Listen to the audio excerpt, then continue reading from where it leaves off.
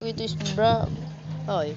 The Crockett Classic Arena is legendary 2006 Roblox Classic obtained. Cited has of the area's most iconic brick battles game featuring launchers, time bombs, and destructible Lego-like maps, while the original is gone to make remakes like Classic Rocket Arena and Rocket Arena recreate the nostalgic past place in chaos of the original Tower of the Bridge maps.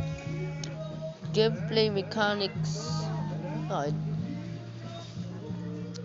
so the core of Rocket Arena is focuses on the hike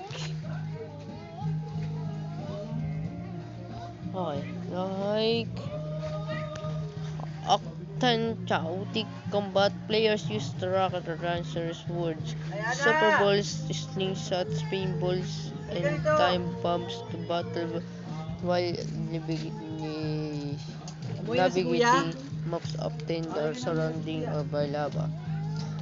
Classic K location types. Classic. Original classic feature regarding the gray blue towers connected by yellow green bridge and often the indestructible elements. The modern remix uses like Jamora happy playable version that bring back to the 2006 feels. Other other other other appearances are Rocket Arena maps appearance in Untitled. The game describes as chaotic and small and it virus survivor games. Significance it was a definite game in early Roblox designed by Tellman in 2006 for the minutes, which becomes a staple for the early adapters of the platforms. So mayroon ng pinakamalaki.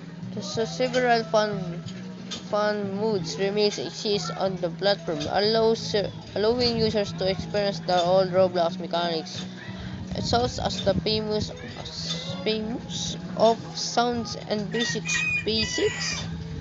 So, panoorin natin sa mga kaibigan. Panoorin natin sa kung ano yun.